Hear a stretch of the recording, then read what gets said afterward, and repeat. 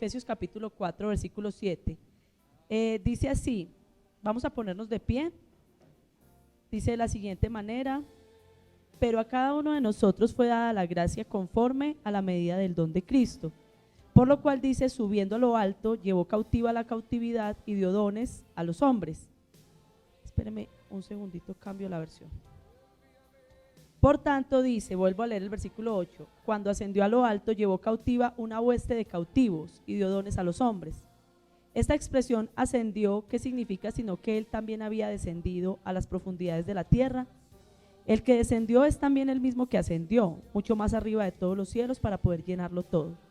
Y él dio a algunos apóstoles, el ser apóstoles, a otros profetas, a otros evangelistas, a otros pastores y maestros, a fin de capacitar a los santos para la obra del ministerio, para la edificación del cuerpo de Cristo, hasta que todos lleguemos a la unidad de fe y del conocimiento pleno del Hijo de Dios, a la condición de un hombre maduro, a la medida de la estatura de Cristo, de la plenitud de Cristo, para que ya no seamos niños sacudidos por las olas y llevados de aquí para allá por todo viento de doctrina, por la astucia de los hombres, por las artimañas engañosas del error, sino que hablando la verdad en amor crezcamos en todo, en todos, en aquel que es la cabeza, Cristo, de quien todo el cuerpo, estando bien ajustado y unido por la cohesión que las coyunturas proveen, conforme al funcionamiento adecuado de cada miembro, produce el crecimiento del cuerpo para su propia edificación en amor. Amén. Vamos a tomar asiento. Ok, hace un mes y medio, yo estuve predicando acá de Efesios capítulo 4, el versículo 1 al 6, y hablábamos acerca de qué se necesita en el carácter de nosotros para poder que haya unidad en la iglesia. Entonces hablábamos acerca de que para que haya unidad en la iglesia, en el carácter de nosotros como cristianos se necesita mansedumbre, se necesita humildad, se necesita amor y se necesita aprender a soportarnos los unos a los otros. Si nosotros hacemos eso, vamos a poder aprender a tener más unidad en la iglesia. Yo resumía eso en una palabra o en una frase: negación al yo. Cuando usted y yo aprendemos más a morir a nosotros mismos, ¿cierto? A nuestra soberbia, a nuestra imponencia, a mí me respetan, aquí se hace lo que yo mando, ¿cierto? Cuando nosotros aprendemos a ir muriendo a eso, entonces obviamente eso nos permite tener más unidad. Y yo creo que eso es práctico también en la casa, ¿cierto? A medida que somos menos egoístas, menos ensimismados, pues obviamente en la casa todo funciona también mejor. Cuando hay más humildad, cuando hay más capacidad de perdonar, entonces todo funciona mejor, ¿ok? Entonces eso nos ayuda en la unidad, pero eso es algo que tiene que ver con nuestro carácter, es decir, con nuestro ser. Pero la unidad también necesita reflejarse en el hacer. Y hoy vamos a hablar más del hacer. ¿Por qué? Porque está muy bien que seamos y que eso traiga unidad, pero necesitamos como miembros del cuerpo de Cristo entender que cada uno en la iglesia tiene una función y que si cada uno de nosotros cumple su función, la iglesia va a funcionar unida, valga la redundancia, va a funcionar bien. Pero si alguna parte del cuerpo no cumple su función, entonces el cuerpo completo no va a funcionar completamente bien, ¿cierto? Ahorita estaba hablando con un chico al final del primer culto que tiene una deficiencia en una mano y en una pierna a causa de que sufrió meningitis hace unos años y su mano derecha no funciona muy bien. Cuando él sufrió el problema, él era diestro. A partir de ese momento, ¿qué le tocó hacer? Estimular sobremanera su mano izquierda para poder sobrevivir. Cuando una parte del cuerpo no funciona bien, ¿qué sucede con el resto de las partes del cuerpo? Les toca hacer más trabajo, ¿cierto? Entonces, es necesario que nosotros entendamos eso. Ahora, ¿por qué es necesario que lo entendamos? Porque nosotros tenemos una visión muy occidental. ¿Cuál es la visión occidental? La visión occidental es una visión de individuo, es una visión individual. Es decir, el occidental busca el bien propio, el bien personal, pero la palabra de Dios no fue escrita en una cultura occidental, sino que fue escrita en una cultura oriental. Y en la cultura oriental tiene demasiada preponderancia la comunidad. En la cultura oriental siempre llevan a pensar en comunidad. Inclusive cuando hablaban de que Dios es nuestro Padre, cuando en la Biblia habla de que Dios es nuestro Padre, es porque en la cultura hebrea había una tradición, y es que cuando los hijos se iban casando, iban extendiendo las carpas, es decir, no se iban a vivir a otra parte, sino que simplemente extendían una carpa y una carpa y una carpa y una carpa, y había un patio central, donde todos los niños de la misma familia jugaban, y ese niño era corregido por cualquiera de los familiares, porque la visión era una visión de comunidad, y eso era muy bueno. ¿Por qué? Porque entonces todos vigilaban que los hijos anduviesen rectamente. Entonces, la visión de comunidad es muy necesaria, la visión de comunidad es muy importante, pero yo quiero que usted se pregunte lo siguiente: ¿usted con qué visión viene a la iglesia? Y yo estoy casi completamente segura de que la mayoría, si no es todos, venimos con una visión individual. Yo voy a ir a la iglesia a ver qué aprendo. Yo voy a ir a la iglesia para fortalecerme espiritualmente. Yo voy a ir a la iglesia para adorar al Señor. Yo voy a ir a la iglesia porque yo quiero reposar. Yo voy a ir a la iglesia porque necesito que mi fe crezca. Yo voy a ir a la iglesia porque yo. Y por eso es que usted viene a la iglesia, hace lo que usted necesita y ¿qué hace? Se va. ¿Listo? Y lo que pasa en este lugar, cómo se viva en este lugar, qué necesidades hay en este lugar, qué necesidades hay en el que se sienta a su lado en este lugar, no me importa. Yo ya vine a lo que yo venía y ya me voy. Pero yo quiero que usted entienda que así no vivimos en el pueblo cristiano. El pueblo cristiano tenemos que aprender a vivir en comunidad. ¿Por qué? ¿Por qué creen ustedes que Juan Carlos les está contando que hay goteras? Mire, nosotros tenemos que entender que este es nuestro lugar.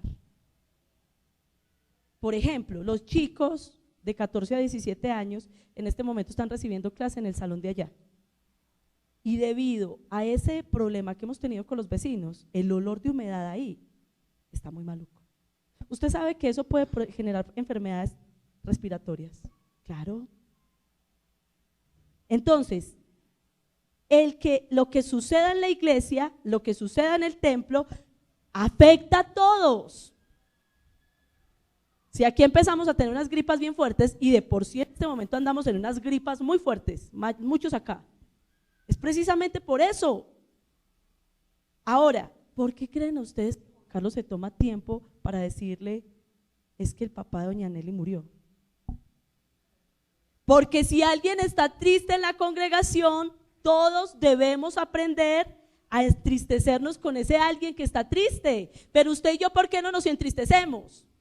Porque no pensamos en comunidad, sino que pensamos en individuo. Yo ya fui y ya, chao. Entonces es necesario que nosotros como iglesia empecemos a romper ese esquema, empecemos a romper esa estructura y empecemos a entender que cada una de las personas que está aquí sentada tiene una función dentro del cuerpo de Cristo. Y no hay función pequeña, no hay función insignificante. Usted puede decir: ay, pero es que yo apenas llevo un mes viniendo a la iglesia, y yo en qué voy a servir a la iglesia, en qué voy a servir al Señor si yo apenas llevo un mes yendo a la iglesia. Bueno, entonces vamos a decir que usted es una uña del dedo. ¿Qué sucede si una uña del dedo se cae? Durísimo. Uno no se puede poner una media. ¿Usted alguna vez ha sentido cuando se le cae una uña o algo así el roce de algo sobre esa carnita encima?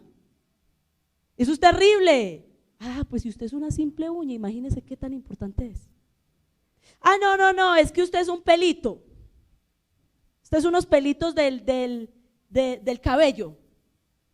Preguntémosle a las personas que no tienen pelo en el cabello, en la cabeza, ¿cómo les ponen las orejas? ¿Sí o no? Eso se les enfrían las orejas porque el frío, o sea, se les enfrían las ideas. ¿Cierto? Son de malas para pensar porque se les enfrían las ideas. Claro, Es que el cabello fue puesto para hacer algo.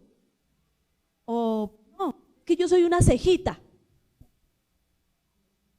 Usted sabe la función tan importante que tienen las cejas. Yo no la entendía hasta hace poquito. Pero las cejas, cuando usted suda, cuando evita que toda la agüita que usted suda le caiga aquí derecho, mis cejas no cumplen la tarea. Yo soy más bien escasa de cejas. ¿Ustedes me entienden cuando sudo? Eso es una cosa terrible. Yo parezco recogiendo agua en los ojos. Una ceja, algo tan pequeño, cumple una función muy importante. Así usted sea una persona que considere que tiene algo pequeño, que tiene un solo don, lo que usted tiene bendice a la congregación y usted como comunidad tiene que aportarlo. Pero no pensamos en comunidad. Entonces, vamos a mirar por qué nosotros sí debemos servir a la comunidad y por qué nosotros sí podemos servir a la comunidad. ¿Qué dice ahí el versículo 7? Dice el versículo 7: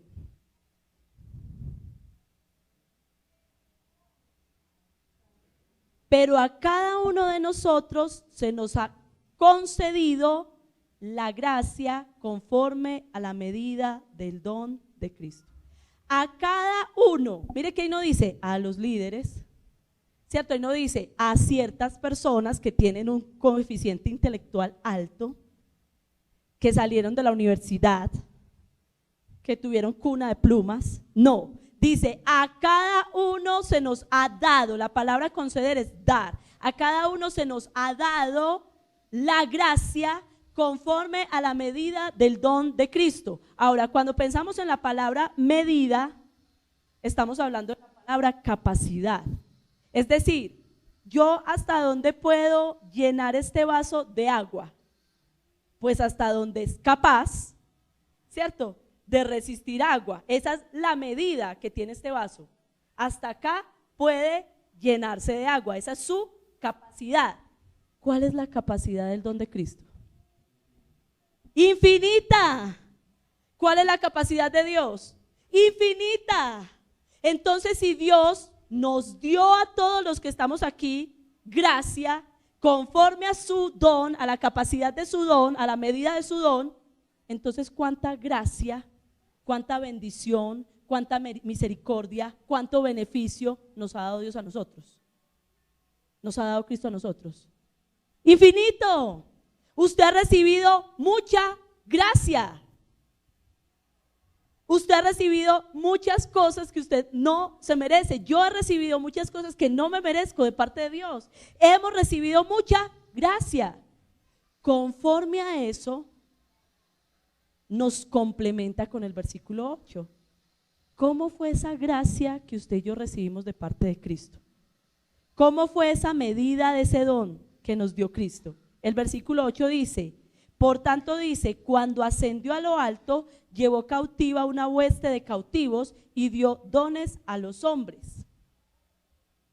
Vamos a pensar en eso. ¿Qué significa eso? En la versión Reina Valera dice, llevó cautiva la cautividad y dio dones a los hombres. ¿Qué significa eso? Ese mismo texto bíblico que estamos leyendo ahí está en el Salmo 68. No lo vamos a mirar acá, usted lo puede buscar. Pero en el Salmo 68, ese texto bíblico está explicado, digámoslo así, o es más claro entenderlo en la historia del pueblo de Dios, en la historia de la Biblia. ¿Por qué? ¿Qué significa llevó cautiva la cautividad o llevó cautivos los cautivos? Mire, en el tiempo de la Biblia, cuando un rey era muy poderoso, muy conquistador, ese Salmo 68 está hablando de un rey conquistador, un rey poderoso que se fue a pelear a una tierra enemiga. Y allá en esa tierra enemiga la tomó, o sea, la conquistó, la arrebató, se adueñó de esa tierra, ¿ok? Y tomó prisioneros a algunos hombres, los encadenó y los llevó a su ciudad. Y cuando llegó a su ciudad, este rey les dijo a su pueblo: para que ustedes vean lo poderoso que soy yo, aquí traigo mi botín de guerra. todos estos cautivos que yo traigo, los conquisté yo, para que ustedes puedan creer que el rey que ustedes tienen es un rey muy poderoso. Y luego de que el pueblo veía todo eso, ese poder que tenía ese rey, cómo había traído estos presos, entonces el rey les decía: eso ustedes deben de ofrecerme regalos, ustedes me deben de dar ofrendas, que yo soy un rey muy poderoso y la evidencia es que traje estos presos acá. Ahora yo quiero que usted traslade esa historia al Nuevo Testamento. Cuando dice la Biblia que Dios ascendió y que llevó cautiva la cautividad, ese Dios o ese Cristo, ese rey, aquí presentan esa historia a ese rey poderoso. Entonces vamos a pensar, Cristo es ese rey poderoso y vio un montón de personas en un sector y las arrebató y las llevó a su presencia. ¿En cuál sector estaban esas personas? Mira el versículo 9. Esta expresión ascendió, ¿qué significa? Sino que él también había descendido a las profundidades de la tierra. Cuando Jesucristo vino a la tierra a morir en la cruz del Calvario por usted y por mí, espiritualmente lo que estaba haciendo era descendiendo a las tinieblas y cogiendo todas las personas que estaban presas en las tinieblas, como un rey poderoso, arrebatándolas y llevándolas a su reino. Por eso dice, llevó cautiva la cautividad, porque los que estaban cautivos, presos por Satanás, él los arrebató y los introdujo en su reino. Esa es la gracia con la que el Señor nos ha llenado sin medida. Usted y yo estábamos presos espiritualmente. Y yo quiero que usted piense, ¿usted de qué estaba preso espiritualmente? Porque mire, hay un concepto que a veces tenemos, no, es que los que necesitan de Dios son los drogadictos, las prostitutas, los depresivos, los que están en psiquiátricos, los matones, los ladrones. Yo conozco mucha gente rica, mucha gente que tiene vidas aparentemente tranquilas y están llenos de vacíos y están necesitando la misma salvación que los que no tienen nada. A cada persona que ha conocido a Cristo, Dios la ha arrebatado de alguna tiniebla, Dios la ha arrebatado de alguna oscuridad, Dios la ha arrebatado de alguna caída, de algo dañino, de algo destructivo. Cada persona ha sido arrebatada de algo que traía muerte espiritual a su vida. Yo quiero invitarle a que usted piense, yo le hice una pregunta ahorita cuando iba a seguir la predicación, ¿por qué yo debo de servir en la iglesia? ¿Por qué yo debo de empezar a cumplir mi función en el cuerpo de Cristo? Y la primera razón es porque usted estaba preso, cautivo, yo estaba presa, cautiva, y Jesucristo me arrebató de allá y me trajo a un lugar de libertad, me trajo a un lugar de sanidad. Y porque yo no podía salir sola de ese infierno, yo no podía salir sola de esa cautividad, yo estaba atada con grillos y con cadenas, y el único que pudo romper esas cadenas fue Cristo. Yo tengo que aprender a participar en las funciones del cuerpo de Cristo. Aparte de eso, porque dice el texto que aparte de que llevó cautiva la cautividad, dio dones a los hombres. En la historia que yo les acabé de contar del Salmo 68, cuando el rey llegaba con los prisioneros que había conquistado, la gente le daba dones a él, ofrendas. Pero en este texto en Efesios dice que él da dones. Entonces, usted y yo, ¿por qué podemos servir a Dios? Porque no solamente Cristo lo rescató de las tinieblas y lo puso en la luz, sino que le dijo, yo te doy dones para que tú me puedas servir. Tú no me puedes decir que no tienes nada en que servirme, porque yo te puse dones, yo te doy dones para que tú me sirvas. Todos los que están sentados aquí tienen algún don para servir a Dios. Todos. Ay, no, y yo vine hoy por primera vez, vea lo que me tocó. Sí, porque aunque viniste por primera vez, ya tienes un don para servir a Dios. Porque Dios te entrega dones cuando tú los recibes en tu corazón. Él te entrega dones. Entonces, la primera razón por la que yo debo servir en el cuerpo de Cristo y debo entender que tengo una función en el cuerpo de Cristo es porque Dios me dio dones. No tengo una excusa, yo puedo servir a Dios. Pero lo segundo es que esos dones, eso que dio espiritualmente, se refleja físicamente. El versículo 11 lo dice y utiliza la misma palabra. Y Él dio a algunos ser apóstoles, a otros profetas, a otros evangelistas, a otros pastores, a otros maestros. Pero llamo la atención que dice dio. Es la misma palabra de arriba. Él dio gracia. Aquí dice en el versículo 11, Él dio a unos el ser apóstoles, a otros el ser evangelistas. ¿Quién es el que le da a usted el don de ser esas cosas? Dios. Y ahora voy a hablar de 5 dones o de 5 ministerios. Y le quiero decir algo, usted tiene alguno de los 5. Ay, no, si esos son los ministerios, yo no fui llamada a ser pastora. Ay, no, yo no fui llamada a ser misionera. Pues yo no creo, de pronto creo que no de tiempo completo, pero cada uno aquí tiene uno de estos ministerios. Todos, absolutamente todos acá tienen uno de estos ministerios. Porque Él dice acá, dio a unos ser esto, a otros ser esto, a otros ser esto, a otros ser esto y a otros ser esto. ¿Cuál es usted?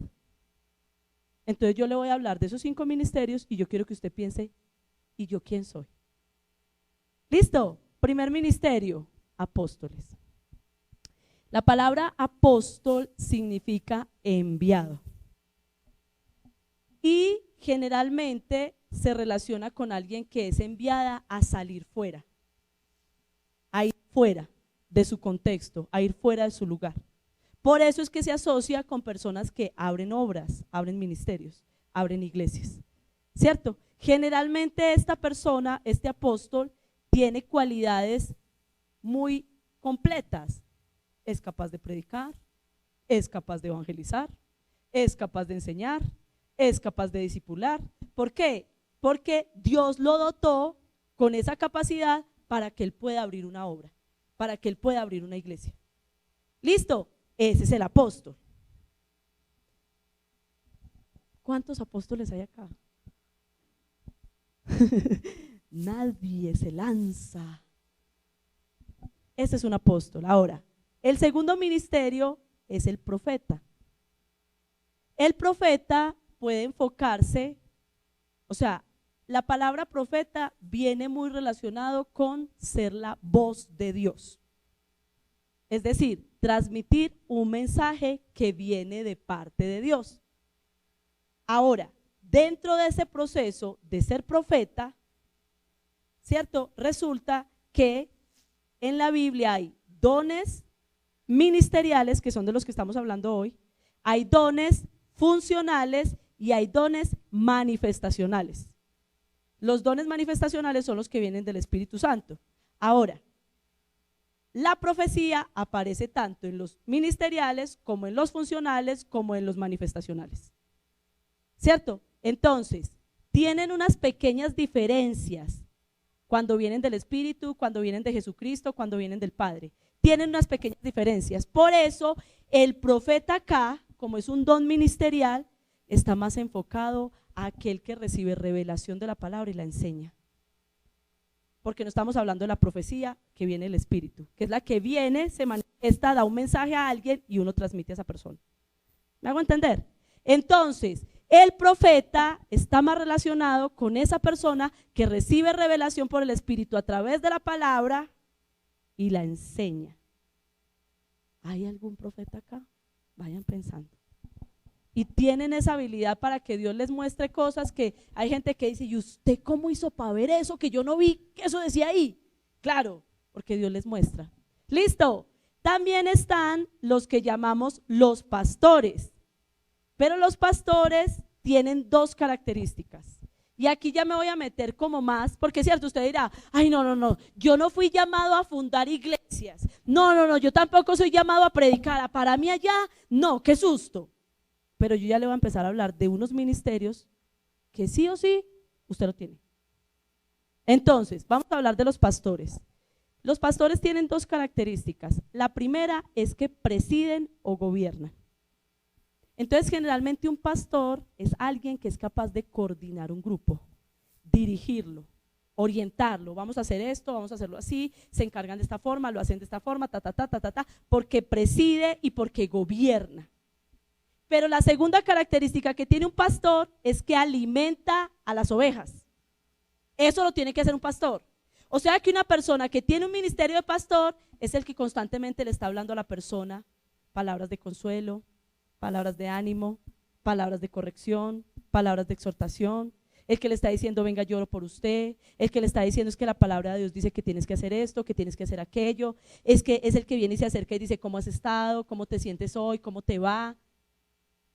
Dígame si eso no lo puede hacer cualquiera de los que estamos acá, si no puede tener ese don, porque es que no significa que tenga que dirigir una iglesia, pero sí puede tener un llamado pastoral, un don pastoral. Ahora hablemos de los evangelistas. El evangelista es el que todo el tiempo quiere hablarle de Jesús a cualquier persona. Tú necesitas a Jesús. Jesucristo te ama. Entrégale tu vida a Jesús. Dios puede cambiar tu vida. Dios puede hacer esto. Y están en el trabajo, están en la calle, están donde un amigo, están donde fulano, donde la tía, y eso no pierden una papaya. Porque ahí mismo ya tienen miedo en la casa, no le digan nada que si no le empieza a evangelizar. ¿Cierto que sí? No le pregunte nada que si no vea, no la deja, no la suelta. Porque tiene que estarle a usted hablando a Dios, de Dios hasta por los codos. Como dice mi esposo, se evangeliza un poste. O sea, no puede sentar en una silla vacía a esperar la cita médica o en el bus, porque si se le sienta alguien al lado ahí quedó cuadrado. Ese es un don evangelista. Pero hay personas que tienen el don de ser maestros. Y mire, el maestro se caracteriza porque instruye, enseña, adoctrina. Mire, hay personas que, por eso es que le digo, ese don se ha recibido. Mi hermanita menor no es la más comprometida del evangelio, pero usted le pregunta a mi hermanita, ¿cómo se hace esto? Ay, Santo Padre Celestial. Agarra papel, agarra lápiz, empieza, vea. Y primero, casi que se va de Génesis. Cuando Dios creó los cielos y empieza a explicarle a uno, y tal cosa y tal otra, y uno es como, ay, yo para qué le pregunté a ella. Eso ella sabe de todo, ella enseña deportes, ella enseña de belleza, ella enseña de biología, ella le enseña a uno, y es una maestra. Y yo digo que es muy buena maestra porque mi hijo es muy buen jugador de ping pong y las estrategias se las enseñó mi hermana. La forma en que le explicó fue impresionante. Usted puede tener un don de maestro y usted practica con sus hijos, lo practica con su cónyuge, lo practica con su mejor amiga. Venga, yo le explico. Usted porque no entiende, venga, yo le digo cómo es esto, venga, yo le enseño tal cosa y tal cosa. Eso es un don que Dios le dio a usted. Entonces yo quiero que piense en este momento, ¿qué don le ha dado Dios a usted? ¿Es evangelista? ¿Es pastor? ¿Es maestro? ¿Es profeta? ¿Es apóstol? ¿Qué ministerio le dio Dios a usted? Ahora, volvamos a lo mismo. Primero, Dios le dio un don porque lo arrebató y lo salvó. Usted tiene un don. Segundo, es muy posible que usted tenga uno de estos. Uno de estos usted tiene que tener eso en su carácter. Yo llevo 18 años de ser pastora y sé que los que no evangelizan son maestros y los que no son maestros son pastores. Y unos pocos son profetas y apóstoles. Pero yo he visto eso en todos aquí en la iglesia. Entonces, ¿para qué? ¿Para qué Dios le dio a usted ese don? Versículo 12. A fin de capacitar a los santos para la obra del ministerio. Dios está esperando que usted empiece a usar eso en medio del pueblo de Dios, que usted se empiece a acercar al pueblo de Dios y empiece a bendecirlo con esos dones tan maravillosos que usted tiene. Usted no necesita que lo pongan de líder en la iglesia, que le den un puesto para que usted pueda extender esas cosas tan bellas que Dios le dio a mucha gente. Hay mucha gente que está necesitando ser bendecida. Y Dios los puso para capacitar. La palabra capacitar significa equipar completamente. ¿A quién? A todos. Y es que pensemos por un momento. Si usted tiene un don de pastor y entra y es capaz de ver en la iglesia personas que están decaídas, que están tristes, que necesitan un consejo, y usted se acerca, usted no está perfeccionando a esa persona, no la está volviendo más fuerte, no la está volviendo más completa. Si usted viene y le explica a alguien que no sabe cómo hacerlo, que quizás quiere obedecer a Dios pero no sabe cómo hacerlo, y usted se lo explica, no la vuelve más perfecta.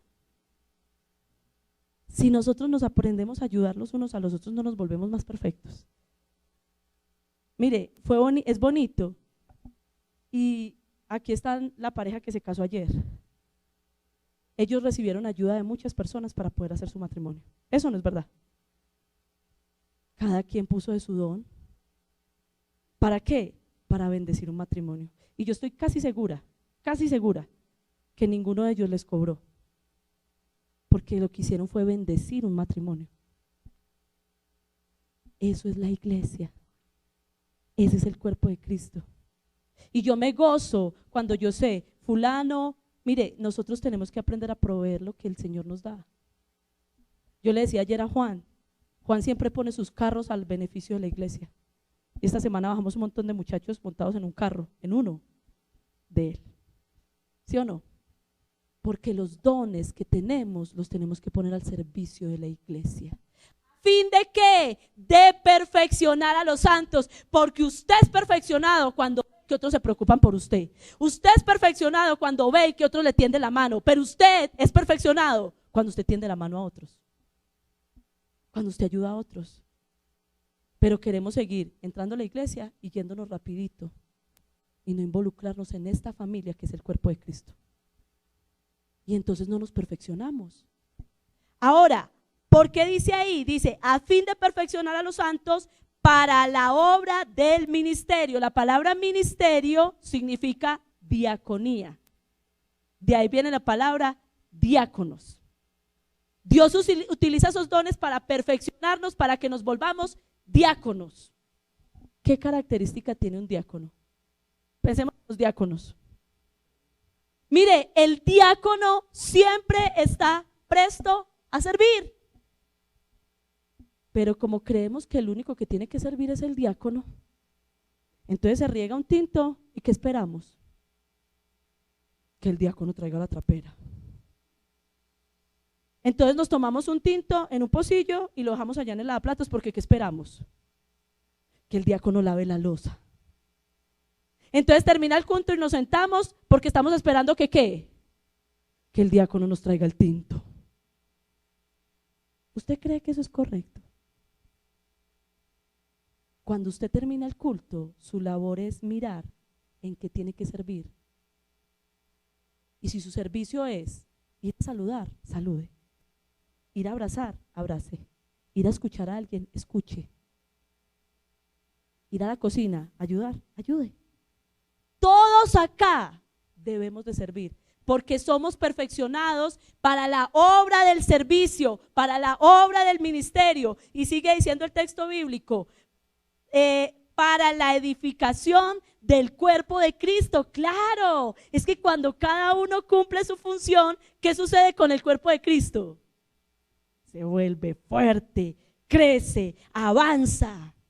Mire, algunos de ustedes pueden decir de pronto, ay no, es que la iglesia de Entre Ríos es fuerte, tiene líderes, tiene ministerios, hay ministerio de esto, hay ministerio de aquello, hacen esto, hacen aquello, todo el tiempo hacen actividades. Si con los pocos líderes que tenemos hacemos todo eso, ¿usted se imagina donde todos sirviéramos en este lugar? Esto sería una bomba, reventamos este pueblo. Entonces, si no lo hemos reventado, no es porque no tengamos con qué, es porque no hemos querido morir al yo. Es que yo tengo mucho trabajo, es que yo estoy muy cansada, es que cuando yo tenga carro, casa y vaca, entonces le dedico tiempo a servir al Señor. No, mira, para tú servir al Señor, solamente si tú invirtieras 1 o 2 horas en la semana, ya bendecirías grandemente esta obra, tremendamente esta obra. Pero ¿cuántas horas estás invirtiendo para hacer algo por esta obra?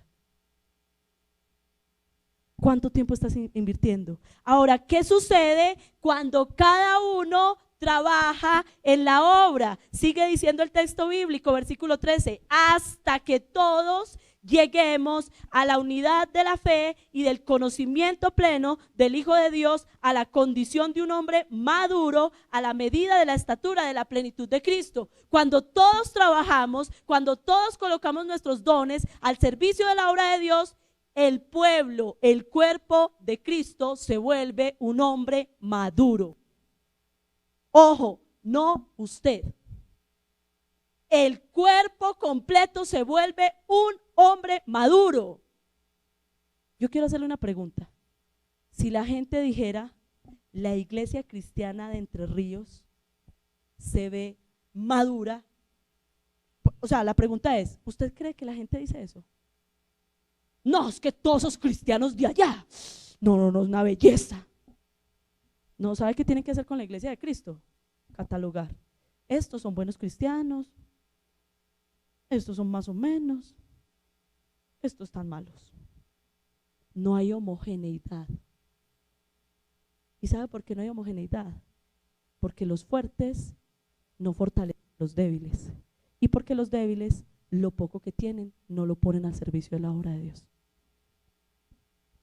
Por eso no hay homogeneidad en la iglesia. Por eso hoy podemos decir que la iglesia cristiana en el mundo no es ejemplar, porque no hay una generalidad de madurez en la iglesia cristiana. Pero si nosotros pudiéramos aprender a servirnos los unos a los otros, la iglesia avanzaría muchísimo. Mire, iglesia, a mí personalmente, o sea, yo hablo por mí, yo siento una carga muy fuerte, un dolor muy fuerte por las personas que sufren de cualquier sufrimiento, sea porque tienen un vicio, sea porque sufren en sus estados anímicos, sea porque se están perdiendo en las drogas, en alguna adicción, sea porque sus matrimonios se le están desbaratando, sus familias. A mí eso me genera mucho sufrimiento. Pero yo le digo sinceramente, hay días que hasta 5 personas me llaman a pedirme ayuda y yo no tengo forma. Yo a veces dejo en visto porque no puedo responder todavía. ¿Usted se imagina si cada uno de los que estamos aquí nos ocupáramos de ayudar a uno que se desanima, a uno que está triste, a uno que perdió un ser querido, a uno que pasa por una enfermedad, a uno que está decayendo en las drogas? Ayer sentí un dolor grandísimo cuando salí de acá del culto del matrimonio, porque usted ha visto que hay unos muchachos que se sientan aquí, ¿cierto? Pero no quería encontrarme a uno que conoce de Cristo y recayó en las drogas ahí sentado. Y me dio muy duro. Es eso. Eso es lo que nosotros tenemos que captar. Y cuando nosotros aprendemos a ayudarnos los unos a los otros, hasta volvernos un cuerpo maduro, se cumple el versículo que sigue, para que ya no seamos niños sacudidos por las olas y llevados de aquí para allá. Cuando nos aprendemos a sostener los unos a los otros, dejan de haber cristianos que se la pasen cayendo, fluctuando, porque usted aprende a tener esa compasión para mirar, este se está cayendo, venga, yo le ayudo, para que no se caiga del todo. Porque mire, cuando una persona recae en un vicio, cuando una persona vuelve atrás, cuando una persona se aparta del evangelio, muchas veces no es porque no quiera buscar de Dios, sino que tiene muchas batallas dentro de él. Muchas batallas. Y para nosotros a veces es más fácil decir, ay, ve cómo se ha alejado, ay, ve cómo no ha vuelto. No, hay muchas batallas dentro de cada uno de nosotros. Algunos ya estamos más fuertes en la fe. Algunos ya nos hemos afirmado y hemos conocido más a un Dios, a ese Dios poderoso. Otros apenas están conociéndolo. Y necesitamos afirmarnos para que ya no seamos fluctuantes. Y entonces termina diciendo el versículo 15, sino que hablando la verdad en amor, crezcamos en todos. Y me llama la atención como dice ahí, no dice crezcamos en todo, dice crezcamos en todos. Es como si al yo servir al otro y el otro servirme a mí, él crece en mí, yo crezco en él. Crezcamos en todos, dice ahí, en aquel que es la cabeza, Cristo. Y mire este versículo tan hermoso, de quien todo el cuerpo, si está bien ajustado, unido por la cohesión que las coyunturas le proveen, conforme al funcionamiento adecuado de cada miembro produce, de cada miembro produce el crecimiento. Claro, si aquí aprendemos a estar así, bien unidos por las coyunturas, bien pegaditos el uno del otro, ¿qué va a suceder? Que todos vamos a crecer igualitos. Todos vamos a crecer igualitos. Entonces, el que se termina el culto y sale corriendo, el que viene cada mes, el que aparece cada año por Cuaresma, tiene que meterse más. Y el que está aquí metido todo el tiempo, tiene que mirar más a su alrededor. Porque tenemos que crecer. Y para eso todos tenemos que trabajar. El dicho se cumple, una sola golondrina no hace verano. De verdad. Uno solo, 2, 3. Mire, aquí en esta iglesia tenemos 25 líderes y no damos abasto. No damos abasto. Hay demasiado para hacer. Aquí hay demasiado para hacer. Hay demasiada necesidad espiritual en este momento. Cada día llega más gente nueva a esta iglesia. Si hoy no está lleno esto, es porque no todos se congregan todos los domingos. Pero donde todos se congregan todos los domingos, esto estaba a reventar. Pero aquí cada vez está llegando más gente y nosotros necesitamos ponernos las pilas, hacer lo que a nosotros nos corresponde hacer. Cada uno haga su parte. Entonces yo quiero invitarle que en este momento hagamos una oración, pero la vamos a hacer en 2 sentidos. Primer sentido, Señor, gracias porque tú me diste un don. Yo tengo un don. ¿Sí o no? ¿Alguien más? Gracias, don Baudilio, somos 2. Amén, amén. Pero también, Señor, perdón, porque me lo he quedado y no lo he puesto para la obra de Cristo. Entonces, Señor, dígame qué hay que hacer. No es el pastor, iglesia, no es el pastor el que le dice qué hay que hacer. Simplemente abra un poquito sus ojos, disponga su corazón y alrededor usted va a empezar a ver qué hay que hacer. Entonces yo quiero invitarle a que usted cierre sus ojos.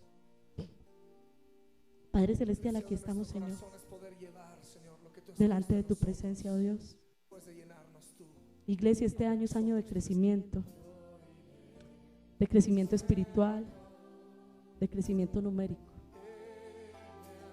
Pero para eso tiene que haber personas que digan, aquí estoy, Señor, yo voy a ir.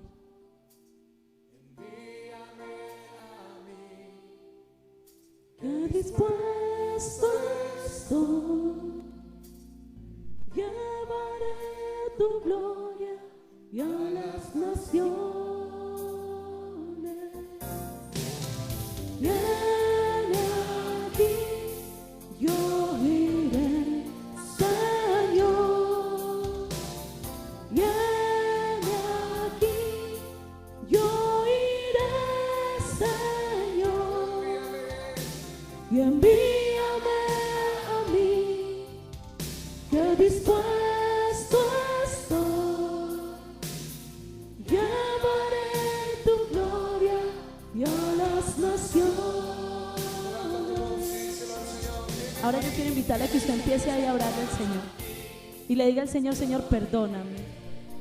Hoy entiendo, acepto y reconozco que tú me has dado dones, Señor.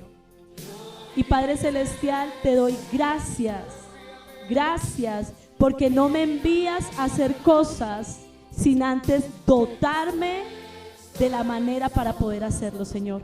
Dotarme de la capacidad para poder hacerlo, Señor. Pero Padre Celestial, hoy reconozco, dile al Señor, que no he ejercitado el don que tú me has dado. No lo he ejercitado.